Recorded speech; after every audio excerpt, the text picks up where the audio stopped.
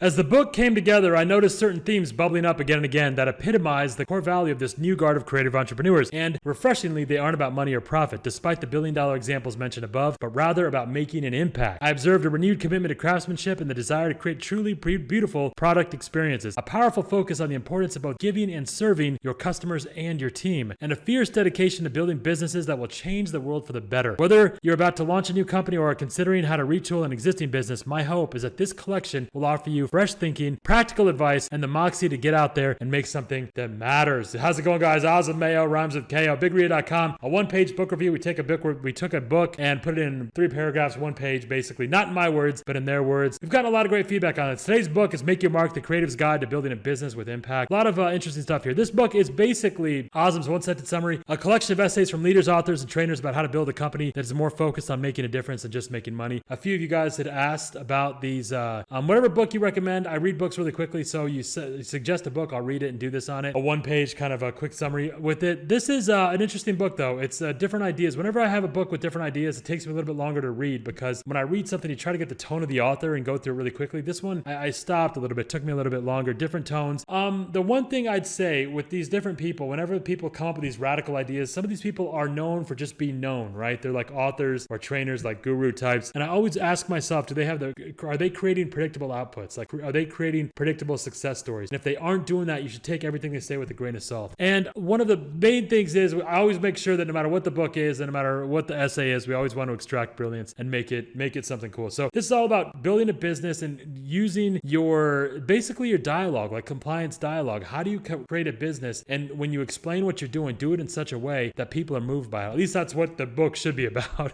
Now, some of this stuff is a lot of theory, but basically the best thing you can extract from this is how do you come up with like a solid mission statement, a solid hook. Here's the second excerpt. The first thing to understand about building an incredible business is that it's not about you. Well, it's not only about you. Rather, it's about finding the perfect alignment between your specific talents and expertise and what the world needs. That's why the best businesses aren't profit-driven or even product-driven. They're purpose-driven. They strive to solve real problems, meet pressing needs, and change the world in ways big and small. By the way, bigread.com, the world's largest organization of special needs business owners and real estate investors. We're also got all kinds of cool stuff there. Go to bigread.com, the #1 channel on YouTube for Indiana real estate, all kinds of cool stuff. They make a commitment to constantly learning and iterating and evolving to become better at executing their missions. They focus on creating value and let everything else follow. I love that. Decide what you stand for and then stand for it all the time. Here's a great quote. Life shrinks or expands in proportion to one's courage. A good hook, a good mission actually gives you and your people courage. Because at the end of the day, it's not about building up your ego and nailing the next massive IPO. It's about making something that matters. I love it. The more one does, the more one can do. Amelia Earhart. What a great one. A great quote there. The more one does, the more one can do. One solid hook, one mission statement is all you need. One high frequency thought. When you explain what you do, my challenge to you is this. What do you do? When you explain what you do, it should be as obvious as square donuts, right? We talk about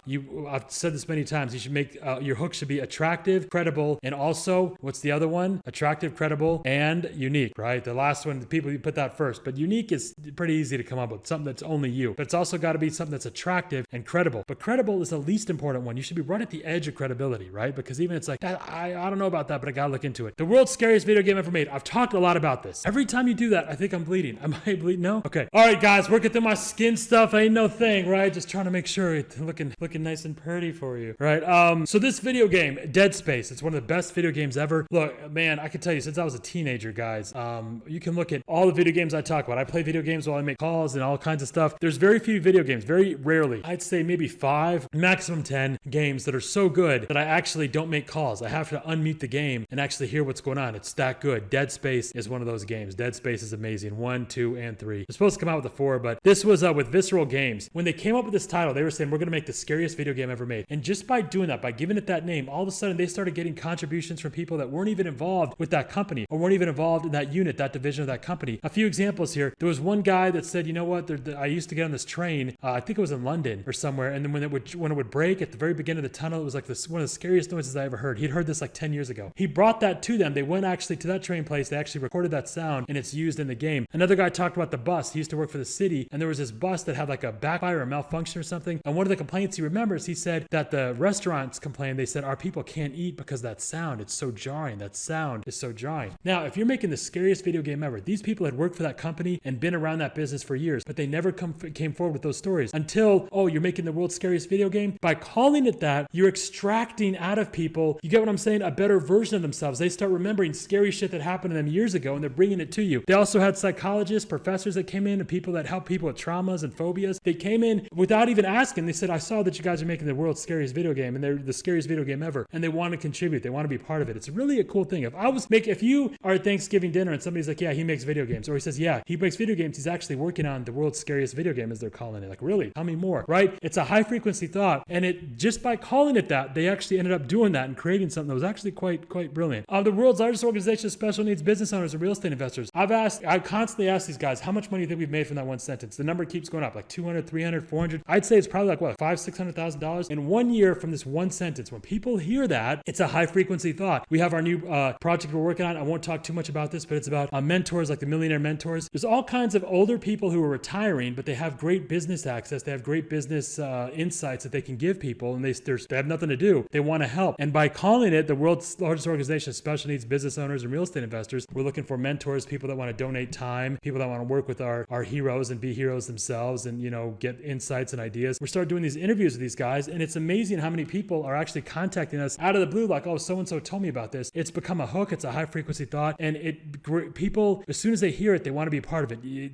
If I asked you, what do? You should be able to say it in such a way that it's a mission, right? And it extracts out of people a different version of themselves they would normally have. Inner city homeowners, pay off your house in less than 2 years with your own indoor farm. Is this from the previous one? So we've been testing different hooks, like for Big RIA, the world's clearest instructions to make so anyone can create a passive income of 30 grand a month. We use AdWords to test which ones get the best and the most clicks. So this is how you always want to test your mission. Test it with data, so it's not just what you think. But and also it should be a high frequency thought for you as well. So when you describe what you do, it's like something exciting. If you go to Big RIA and look at all the companies we work with, this is probably the biggest thing I've changed in the last several years. And one thing when I started, or when I was younger, that I didn't do as much of, I didn't focus on this as much. Every business I work with now, the first thing we do is got to have a solid hook, something that with heat, right? Something that gets people excited. I'm going beyond the book. I'm just saying, like, this is the thought, the idea that you got to have something to make your mark. You got to have it in a hook, in one sentence. I thought they were going to say this in the book. They never got to it. But you got to have one sentence that really is a hook. This idea we do now with the inner city, the largest, I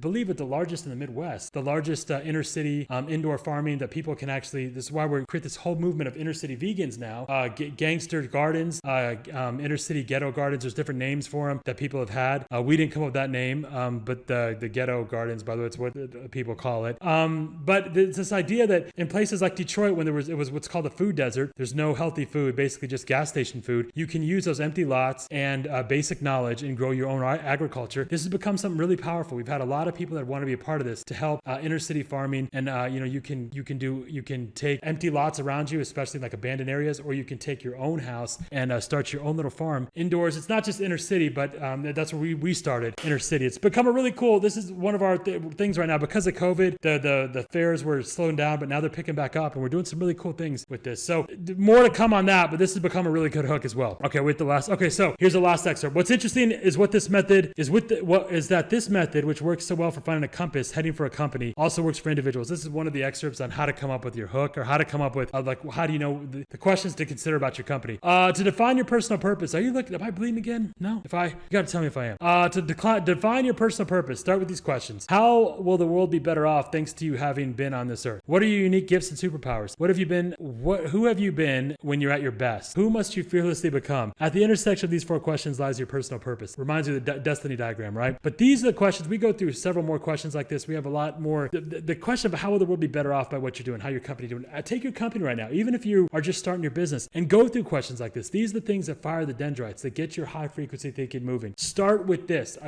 There's this idea that, I'll make money, and then once I make money, I'll come back and figure out how to help people or whatever. No, start with that up front. This is the most important part here that I got from the Steve Jobs stuff. Product is a clinical term for a passion endeavor. Steve Jobs, the product guy, par excellence, put it, every good product I've ever seen is because a group of people care deeply about making something wonderful that they and their friends wanted. They wanted to use it themselves. Captured that in a statement are the twin ideals that guide all great product development: an unstoppable enthusiasm makes up for everything, as we say, right? Enthusiasm for bringing something great into the world, and a relentless focus on usability. This idea, the idea that you should eat your own dog food, that you should really be using your own product. Like with the book reviews, all the stuff with Big RIA, the bigria.com/people page, you should go to and check that out. Everything we do right now, we think about this first. What's the mission? What's the purpose behind it? And then, is this something that we want to use? So if we're starting for the inner city, if we're going to build an inner city garden, if we're going to build a garden in our house, what resources do we need, right? if we want to build the world's largest organization of special needs business owners, if we want to, have our own people, our own kids there, what would be required? And that's why all of the shit we're doing now is so badass, because we actually build it with purpose. We also, this question Steve Jobs had, every product I've ever seen is because a group of people care deeply about making something wonderful that they and their friends wanted. They wanted to use it themselves. One of the biggest challenges I see people doing is they'll take like a model, or they'll go and try to figure out how to get shit for free from Azam, and they do kinds of dickhead stuff. But ultimately, they go out and they try to convince other people to do stuff that you're unwilling to do. Be what you seek. If you want crazy people, you need to be crazy, right? That's why I've always said the only reason I do this stuff now is to find people like Anna, people like Millie, people who are crazy. And you need to be that crazy yourself first. And this is such a great concept. I love this idea, and it's really pretty brilliant here. I am gonna say the last part of this, I want to make sure that I got it done. The idea that you should go out and do this with come up with your hook and your passion. It's really easy to do. Once you do it, it becomes something that you yourself get excited about. If I ask you, what do,